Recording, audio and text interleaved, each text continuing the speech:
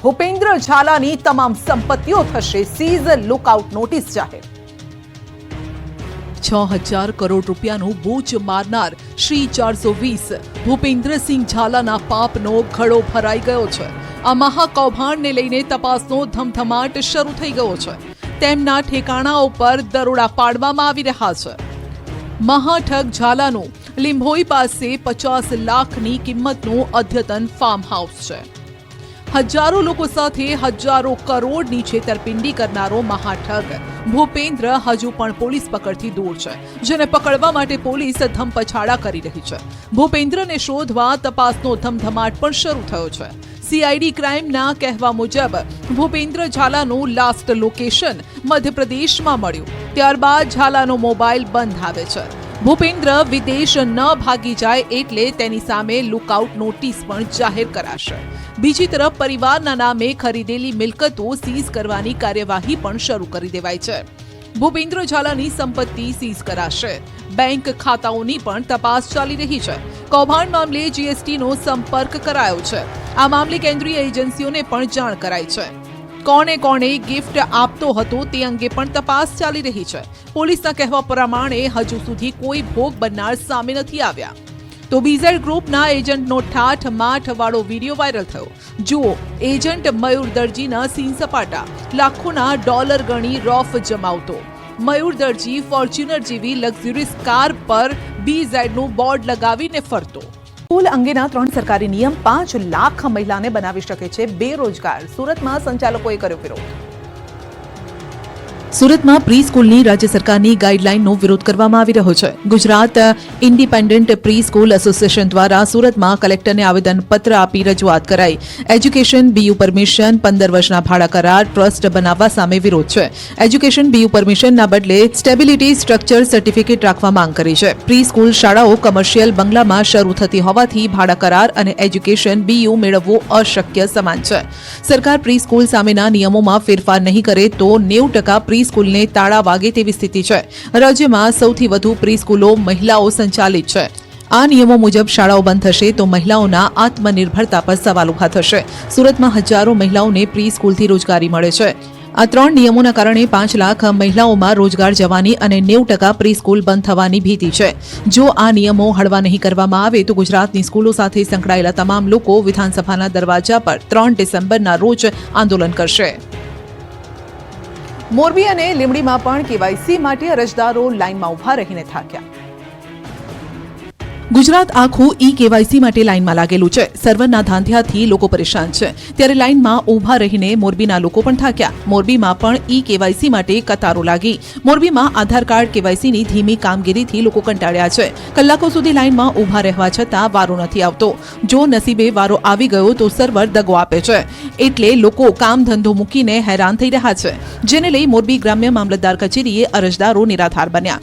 આ અંગેની અનેક ફરિયાદ મળતા વહેલી સવારે મોરબી જિલ્લા કલેક્ટર દોડતા થઈ ગયા। જિલ્લા કલેક્ટર કે.બી. ઝવેરીએ ગ્રામ્ય મામલતદાર કચેરીએ પહોંચી આધાર કાર્ડ સેન્ટર બહાર ઉભેલા અરજદારોની સમસ્યા સાંભળી। આ અંગે અધિકારીઓને જરૂરી સૂચના અપાઈ। સાથે કેવાયસી સેન્ટરની આસપાસની ગંદકીને લઈ સફાઈ એજન્સીનો કોન્ટ્રાક્ટ રદ કરી અન્ય કંપનીને કોન્ટ્રાક્ટ આપવા માટે તજવીજ હાથ ધરાઈ। તો સુરેન્દ્રનગરના લીંબડી પોસ્ટ ઓફિસમાં વહેલી સવારથી લોકોએ આધાર કાર્ડ માટે લાઈન લગાવી। આધાર કાર્ડની કામગીરી માટે ફક્ત એક જ સેન્ટર હોવાથી લોકોને મુશ્કેલી પડી રહી છે। દરરોજ 30 કૂપન આપવામાં આવે છે, પરંતુ 30માંથી ફક્ત 25 લોકોને જ કૂપન મળતી હોવાનો આક્ષેપ છે, જેને લઈ લોકોને 2 થી 3 દિવસ સુધી આધાર કાર્ડ સેન્ટરના ધક્કા ખાવા પડે છે। અહીં પીવાના પાણીની પણ સુવિધા નથી, જેથી તંત્રની ઢીલી કામગીરીથી લોકો કંટાળ્યા છે। ભર શિયાળે બજારમાં આવી તાજી કેરી। 10 કિલો કેરીના 8,510 રૂપિયા ભાવ। કેરી ખાવી હોય તો ઉનાળો આવવાની રાહ જોવી પડે, પરંતુ છેલ્લા 2-3 વર્ષથી સૌરાષ્ટ્રના પોરબંદરમાં ભર શિયાળે કેરી પાકવા લાગી છે। આ વખતે પણ શુક્રવારે પોરબંદર એપીએમસીમાં કેસર કેરીની આવક થઈ। 851 રૂપિયા કિલોના ભાવે વેચાણ થયું। સામાન્ય રીતે કેસર કેરી માટે આંબા પર હવે મોર આવવાની એટલે કે ફ્લાવરિંગની શરૂઆત થતી હોય છે, પરંતુ પોરબંદરના બરડા પંથકમાં અત્યારે કેરી પાકવાનું શરૂ થયું છે। બરડા પંથકના હનુમાનગઢ ગામમાં 5 મહિના પહેલા જ કેરી પાકી ગઈ છે। શુક્રવારે એપીએમસી ખાતે એક બોક્સ કેરી એટલે કે 10 કિલો કેસર કેરીની હરાજી થઈ, જેમાં કેરી લઈને આવેલા ખેડૂત નિલેશભાઈ મોરીને 10 કિલો કેરીના 8,510 રૂપિયા ભાવ મળ્યો। પોરબંદરના હનુમાનગઢ, બિલેશ્વર, ખંભાળા, કાટવાણા, આદિત્યણા સહિતના ડેમ કાંઠે આવેલા ગામોની જમીનને જાણે કે આંબાનો પાક માફક આવી ગયો છે. કપરાડામાં ટામેટા ભરેલો ટેમ્પો પલટી મારી જતા ટેમ્પામાં ભરેલા 6,200 કિલો ટામેટા રોડ પર વેરાઈ ગયા. ઘટનામાં ટેમ્પા ચાલકનો ચમત્કારિક બચાવ થયો. મહારાષ્ટ્રના નાસિક તરફથી ટામેટા ભરી અને ટેમ્પો વલસાડ તરફ આવી રહ્યો હતો અને ત્યારે નાસિક હાઈવે પર કપરાડા બસ સ્ટેશનની સામે જ ટેમ્પો પલટી મારી ગયો. ટેમ્પા ચાલકે અચાનક જ સ્ટીયરિંગ પરથી કાબુ ગુમાવતા ટેમ્પો રોડ પર જ પલટી મારી ગયો હતો અને ટેમ્પોમાં 250 કેરેટમાં 6,200 કિલોથી વધુ ટામેટા ભરેલા હતા. ઘટના બાદ થોડા સમય સુધી દોડધામ મચી ગઈ હતી અને રોડ પર વેરાયેલા ટામેટાને ભરવા ટેમ્પો ચાલક અને લોકોએ પ્રયાસ કર્યો. મહીસાગરમાં સોયાબીનની ટેકાના ભાવે ખરીદીનું કૌભાંડ પકડાયું. રાજ્યમાં કૌભાંડીઓનો રાફડો ફાટ્યો છે ત્યારે હવે ખેડૂતોને લૂંટવાના કારસ્તાનનો પણ પર્દાફાશ થયો. મહીસાગરમાં સોયાબીનની ટેકાના ભાવે ખરીદીમાં કૌભાંડ સામે આવ્યું. ખાનપુર લીંબડિયા એપીએમસીમાં ખેડૂતો પાસેથી સોયાબીનની ખરીદી કરવાની જગ્યાએ બહાર મિલમાંથી લાવી ટેકાના ભાવે વેચી દેવાનું કૌભાંડ સામે આવ્યું. મિલમાંથી સોયાબીન લાવીને ટેકાના ભાવે વેચવાનું કૌભાંડ અહીં ચાલતું હતું. એપીએમસીના ચેરમેન પર કૌભાંડનો આરોપ લાગ્યો છે. બીજા બાજુ 800 રૂપિયાના બજાર ભાવે સોયાબીન લઈને 978 ટેકાના ભાવે વેચતા હતા. તપાસ કરતા લીંબડિયા એપીએમસીમાંથી સોયાબીનના 700 કટ્ટા મળી આવ્યા છે. તપાસમાં સામે આવ્યું છે કે અરવલ્લીથી લાવવામાં આવ્યું હતું સોયાબીન. મામલતદારે એપીએમસી પહોંચી શરૂ કરી તપાસ. ભાજપ નેતા પર હુમલાના આરોપીને કરાવ્યું કાયદાનું ભાન. ઘટનાનું રીકન્સ્ટ્રક્શન કરાયું. અમરેલીના સાવરકુંડલા શહેરમાં ભાજપના નેતા સહિત 3 લોકો પર હુમલાને લઈ પોલીસ એક્શનમાં આવી. આ મામલે પોલીસે 3 આરોપીની ધરપકડ કરી. સાવરકુંડલા પોલીસે રહીમ ગોરી, ઇબ્રાહીમ સાબિદીનની ધરપકડ કરી. બીજા દિવસે પણ સાવરકુંડલા શહેરમાં હુમલાની ઘટનાના ઘેરા પ્રત્યાઘાત જોવા મળ્યા. પોલીસે ઘટનાની ગંભીરતા સમજી લોહાણા સમાજની વાડી પાસે ઘટના બની તે સ્થળે આરોપીઓને લઈ જઈ રીકન્સ્ટ્રક્શન પંચનામું કર્યું. સેન્સિટિવ વિસ્તાર હોવાના કારણે ફોર્સ બોલાવી પોલીસ બંદોબસ્ત વચ્ચે રીકન્સ્ટ્રક્શન કરાયું. આરોપીઓએ કેવી રીતે હુમલો કર્યો સહિતની માહિતી મેળવી નિવેદન લેવામાં આવ્યા. સાવરકુંડલા ટાઉન અને રૂરલ પોલીસ સ્ટેશન વિસ્તારના પોલીસ અધિકારીઓ કર્મચારીઓ દ્વારા કાયદો વ્યવસ્થાની સ્થિતિ જળવાઈ રહે તે માટે બંદોબસ્ત ગોઠવાયો. મહત્વનું છે કે ધારાસભ્ય મહેશ કસવાલાએ પણ પોલીસની કામગીરી સામે સવાલ ઉભા કર્યા હતા. જે બાદ પોલીસે ગણતરીના કલાકોમાં આરોપીને દબોચી લીધા અને કાયદાનું ભાન કરાવ્યું. પાટીદાર સંસ્થાઓ વચ્ચેનો વિવાદ વકર્યો. જયંતિ સરથારાએ ખોડલધામ પર કર્યા સણસણતા આક્ષેપ. ખોડલધામ અને સરદારધામ વચ્ચે વિવાદ વકરી રહ્યો છે. બંને સંસ્થાઓ એકબીજા પર સણસણતા આક્ષેપો કરી રહી છે ત્યારે સસ્પેન્ડેડ પીઆઈ પાદરિયાના સમર્થનમાં પોસ્ટર વોર શરૂ થઈ ગયું છે. જેમાં અમે પીઆઈ સંજય પાદરિયાની પડખે ઊભા છીએ તેવો દાવો કરાઈ રહ્યો છે. જયંતિ સરદારાની ઈજા પર સવાલ ઉઠાવતા પોસ્ટર પણ વાયરલ થયા. બીજી તરફ ખોડલધામને વિવાદ કરવાની આદત છે. સંજય પાદરિયા વ્યાજખોર છે, જમીનો પડાવી લે છે. આ આરોપ સરદારધામના ઉપપ્રમુખ જયંતિ સરદારાએ લગાવ્યા.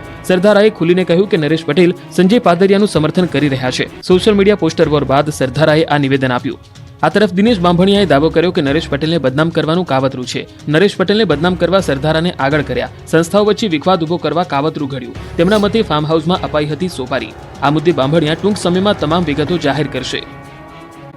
ગિરનારના મંદિરોનો વહીવટ હવે મામલતદાર કરશે. જૂનાગઢના બ્રહ્મલીન મહંત તનસુખ ગીરીના વારસદારને લઈ વિવાદ વકર્યો છે. ત્યારે હવે 3 મંદિરો પર મામલતદારની નિમણૂક કરાઈ.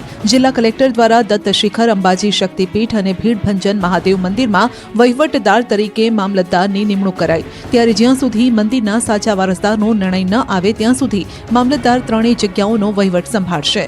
જોકે બીજી તરફ વર્ષ 2025ના જુલાઈ મહિના સુધી હરિગીરી ભવનાથના મહંત તરીકે ચાલુ રહેશે. તેમજ 8 કરોડના વાયરલ લેટરની ઊંડાણપૂર્વક તપાસ હાથ ધરાઈ છે.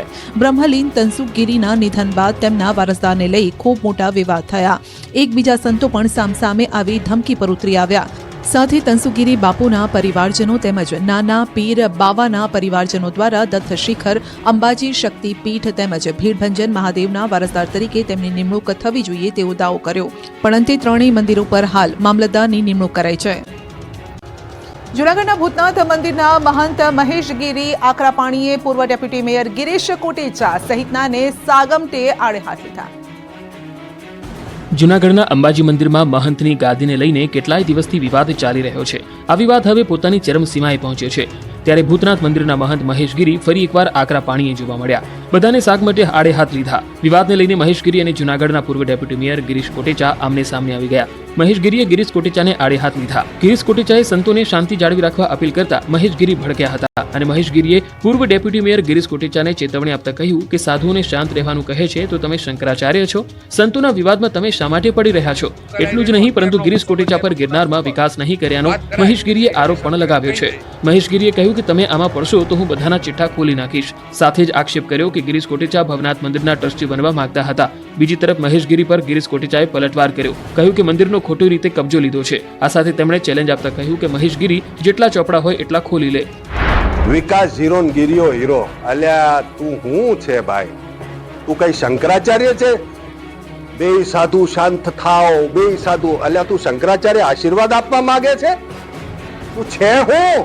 તારી જેમ કોઈની જગ્યા પડાવવાના પહેલી જ વાત ભાજપનો છે જ નહીં. ભાજપનો હતો, કાઢી મૂક્યો છે એટલે અહીંયા આવ્યો જુનાગઢ.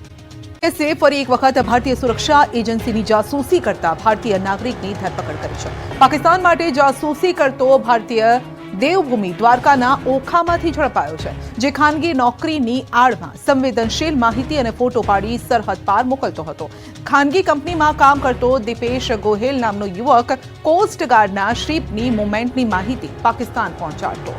આ માટે તેને દરરોજના 200 રૂપિયા પણ મળતા હતા. 7 મહિનામાં 7 ટ્રાન્ઝેક્શન પણ થયા છે. 42,000ના ટ્રાન્ઝેક્શન થયા હતા. સોશિયલ મીડિયા અને બીજા કેટલાક માધ્યમોથી ભારતીય સુરક્ષાને હાનિ પહોંચાડે તેવા ફોટોગ્રાફ્સ પાકિસ્તાન મોકલ્યા હતા.